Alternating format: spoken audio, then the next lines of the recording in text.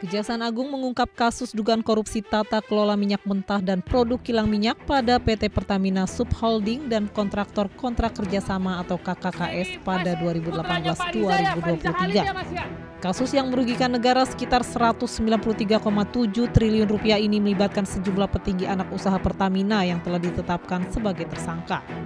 Parahnya, salah satu modus yang digunakan para tersangka antara lain dengan melakukan pengoplosan bahan bakar minyak atau BBM, di mana salah satu tersangka yakni RS melakukan pembelian minyak bumi dengan kualitas RON 90 atau setara Pertalite yang kemudian diolah kembali di depo dan dijual kembali dengan tipe RON 92 atau sebagai Pertamax.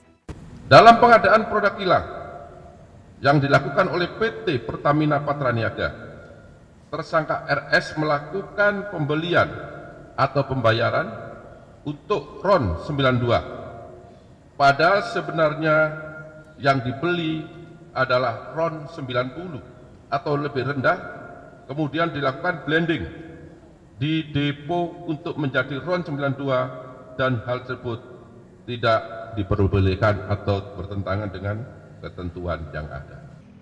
Dengan modus pengoplosan Pertalite lalu dijual sebagai Pertamax dinilai sangat merugikan masyarakat yang sudah mematuhi aturan membeli BBM tanpa subsidi, namun ternyata dengan kualitas BBM subsidi alias Pertalite. Pertalite ini kan BBM yang diberikan kompensasi oleh negara, diberikan kompensasi cukup besar oleh pemerintah, sama dengan subsidi. Jadi ternyata Pertalite ini dicuri, lalu kemudian dioplos menjadi Pertamax, dijual dengan harga yang lebih mahal. Ini pertama tentu akan merugikan negara, keuangan negara karena angka subsidi atau angka kompensasi Pertalite yang besar.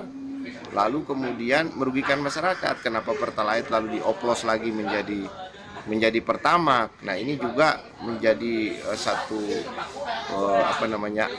satu hal yang sangat merugikan masyarakat yang harusnya menerima BBM dengan kualitas Pertamax yang lebih bagus. Ternyata ini adalah hasil pengoplosan dari Pertalite berdasarkan temuan daripada kejaksaan.